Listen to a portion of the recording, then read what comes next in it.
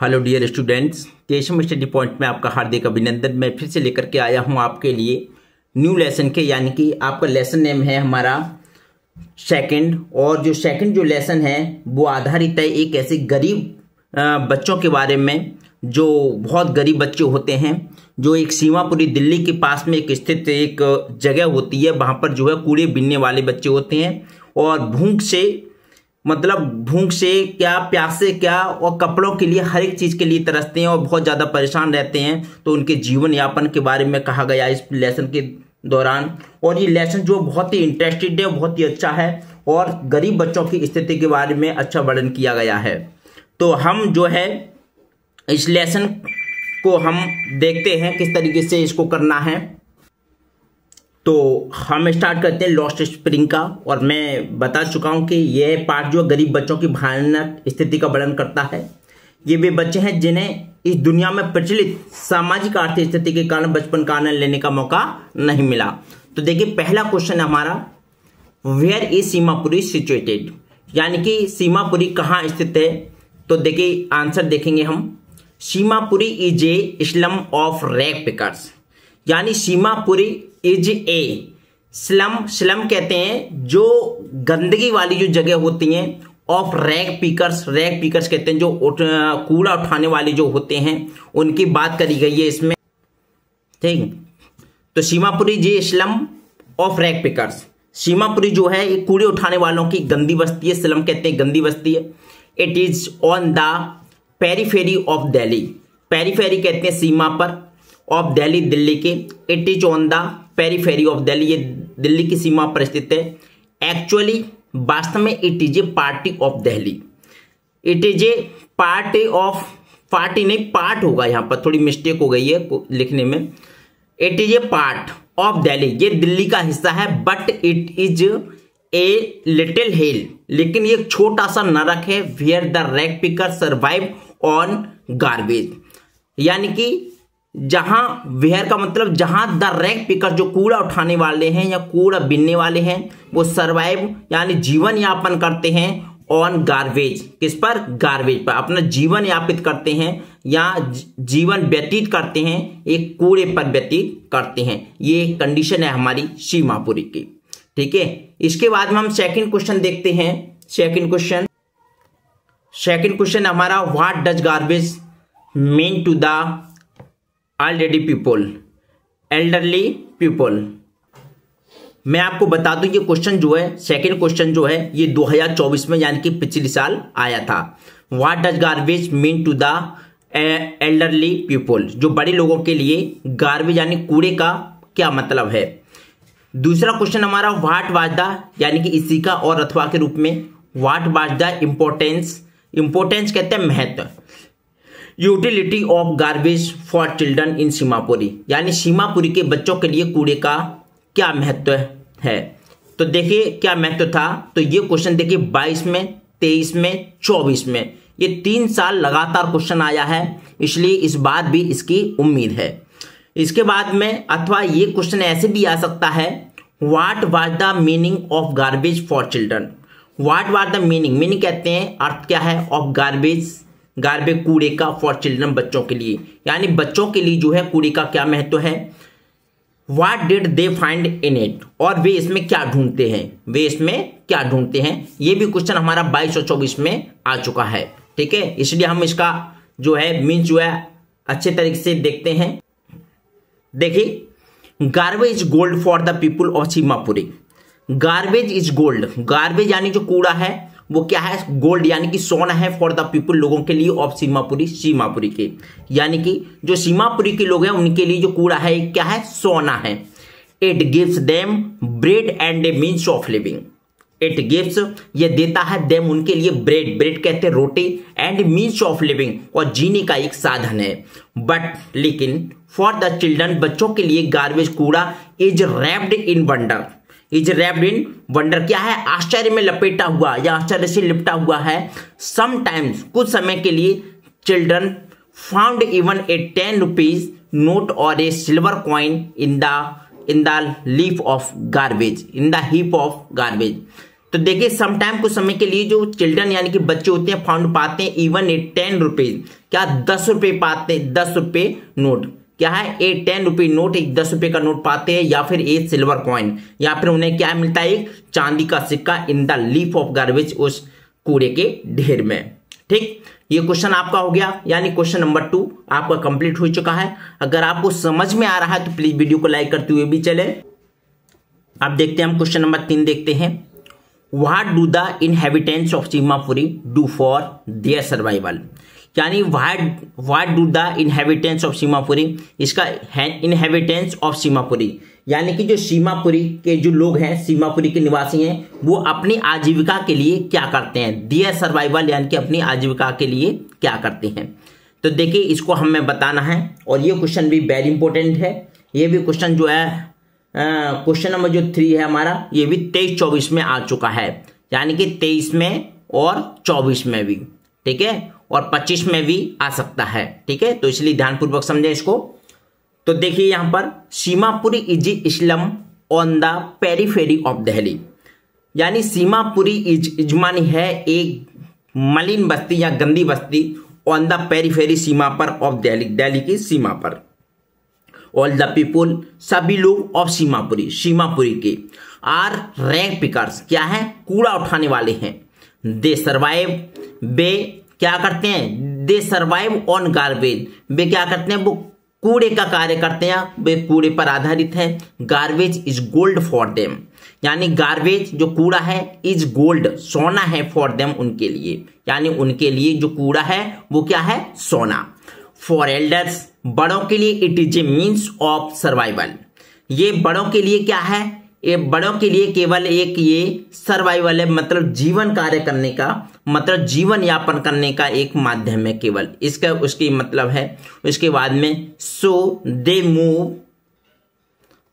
Move, इसलिए वे यानी घूमते फिरते हैं, दे मूव वे घूमते फिरते हैं। उसके बाद में नेक्स्ट पेज पर देखते हैं about here and there for rag picking, यानी अबाउट मतलब बारे में, हेयर मान यहाँ, एंड देयर वहां, फॉर रैग पिकिंग यानी कूड़ा बीनने के लिए, कूड़ा उठाने के लिए। इसके बाद में देखते क्वेश्चन नंबर हमारा 4 है। What explanation does the author offer for the children not wearing footwears, यानी what explain does the author, यानी जो कवि है, जो लेखक है उसके लिए बात कही गई है, कि लेखक के लिए ये बात कही गई है कि जो बच्चे यानी कि the children not bearing footwears, जो बच्चे नंगे पैर घूमते हैं या जो जूते नहीं पहनते हैं, उनके लिए लेखा ने क्या स्पष्टीकरण दिया है, एक्सप्लेनेशन। या फिर ये क्वेश्चन दूसरे तरीके से आ सकता है, what did children in Seemapuri stay barefoot, यानी what did children in Seemapuri, Seemapuri में बच्चे स्टे बेयरफुट मतलब नंगे पैर क्यों घूमते हैं या नंगे पैर क्यों रहते हैं, तो इसका हमें बताना है। और ये नेक्स्ट क्वेश्चन है हमारा, ठीक, और थोड़ा सा ऊपर कर लेते हैं इसको, फिर देखते हैं। ठीक है, अब देखो समझेंगे सही तरीके से। देखिए चिल्ड्रन इन सीमापुरी में बच्चे स्टे रहते हैं बेयरफुट नंगे पैर, बिकॉज क्योंकि, फॉर देम उनके लिए, it is a tradition to wander barefoot and they do not like to wear also, उनके लिए क्या है, एक ट्रेडिशन है, इट इज ए ट्रेडिशन मतलब एक चलन है उनके लिए, टू वंडर बेयरफुट नंगे पैर रहना, and they do not like to wear also, वे भी नहीं पहनना पसंद करते हैं, लाइक टू बियर वो पहनना भी पसंद नहीं करते हैं। बट द ऑथर, लेकिन द ऑथर डाउट्स इट, लेकिन जो लेखक है उसको क्या होता है, डाउट, संदेह होता है इस पर।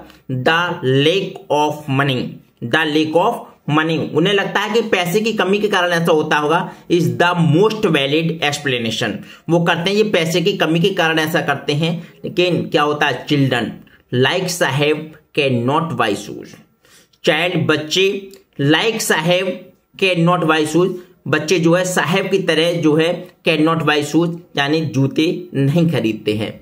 ठीक है, ये साहिब आलम की बात कही गई है। साहिब जो आलम था वो जूते जो है नहीं पहनते, उसके पास में नहीं थे पैसे, इसकी वजह से शायद उसने जूते नहीं लिए, तो और बच्चों ने भी ऐसा ही किया होगा।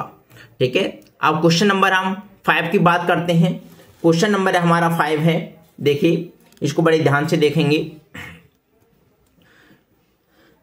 देखो क्वेश्चन नंबर 5 है, why did Saheb join the job at the milk booth. Why did Saheb join, यानी साहब ने क्यों ज्वाइन की द जॉब को एट द मिल्क बूथ, यानी मिल्क बूथ की जो जॉब है उसने क्यों जो है ज्वाइन की। कहने का मतलब साहब ने दूध की दुकान पर नौकरी क्यों की, इसका मतलब ये। ठीक, तो देखिए उसने जो साहब ने दूध की दुकान पर जो नौकरी की उसका क्या कारण था। तो साहब joined the milk booth because of poverty, क्या थी, गरीबी थी। साहब ने ज्वाइंड द मिल्क बूथ, जो मिल्क बूथ पर जो कार्य किया या जॉब की, बिकॉज क्योंकि ऑफ पॉवर्टी उसकी क्या थी, उसकी गरीबी थी।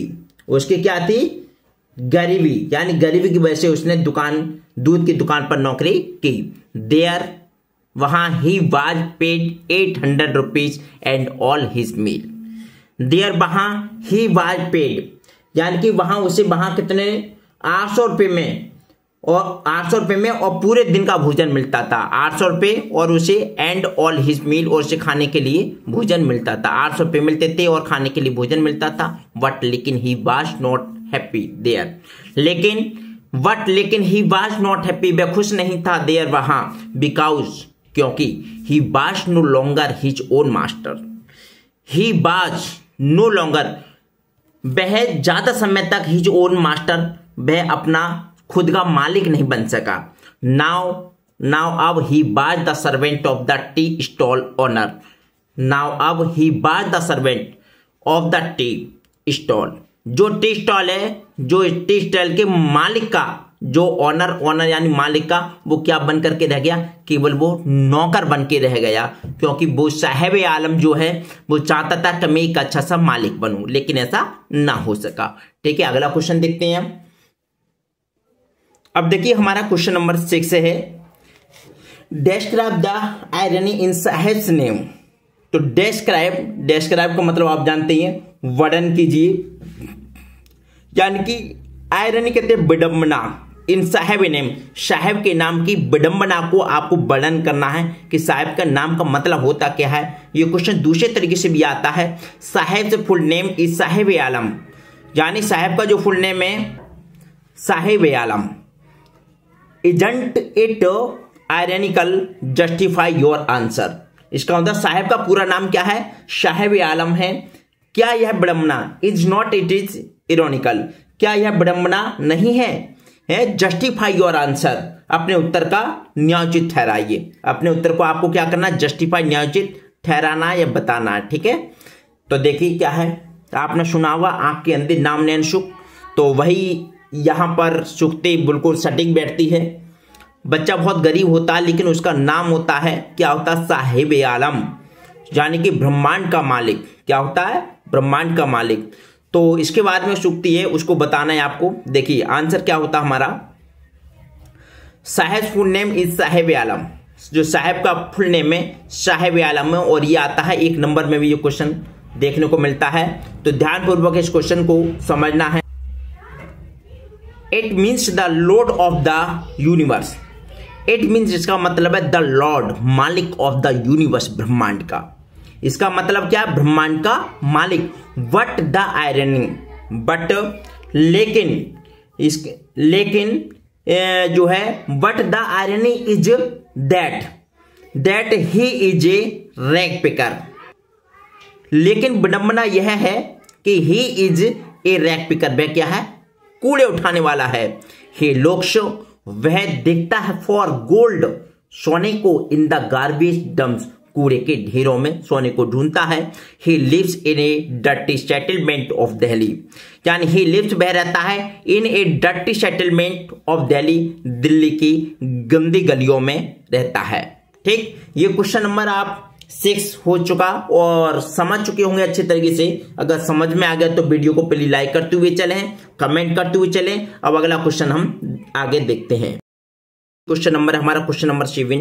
What does every other family do in Firozabad, यानी कि एवरी अदर फैमिली दूसरा परिवार, प्रत्येक दूसरा परिवार डू क्या यानी करता है इन फिरोजाबाद, फिरोजाबाद में प्रत्येक दूसरा परिवार जो है क्या करता है, या फिर ये इस तरीके से भी ये क्वेश्चन आ सकता है। What make the city of Firozabad famous, यानी what makes the city of Firozabad famous, यानी फिरोजाबाद जो सिटी है या फिरोजाबाद जो नगर है तो वो किस लिए फेमस है, वो किस लिए फेमस है, यानी फिरोजाबाद जो नगर है क्यों प्रसिद्ध है। तो इसका आपको आंसर देना है। तो आंसर इसका city of Firozabad is famous for its glass bangles, यानी सिटी ऑफ फिरोजाबाद जो फिरोजाबाद शहर है इज फेमस प्रसिद्ध है फॉर इट्स ग्लास बेंगल्स, यानी कांच की चूड़ियों के लिए फेमस है। किसके लिए, कांच की चूड़ियों के लिए फेमस है। It is the centre of India's glass blowing industry, it is the centre, it is the centre, ये क्या है, सेंटर है, ये क्या है, ये भारत का धमन के पिघलाने उद्योग केंद्र है। क्या है, उद्योग केंद्र भारत का ग्लास ब्लोइंग है, भारत का ग्लास ब्लोइंग यानी धमन यानी जो कांच को पिघलाने वाला इंडस्ट्री मतलब उद्योग है। Every other family of this city is engaged in making bangles, every other family प्रत्येक दूसरा परिवार ऑफ दिस सिटी इस शहर का इज एंगेज लगा हुआ है इन मेकिंग बनाने में, बेंगल्स चूड़ियों को बनाने में लगा हुआ है। It is A means of their living, it is A means of their living, यानी कि इसका मतलब हुआ कि यह उनकी आजीविका का साधन है। It is means of their living, यानी लिविंग मतलब आजीविका, यह उनकी आजीविका का साधन है। क्वेश्चन नंबर 7 आप अच्छे से समझ गए होंगे।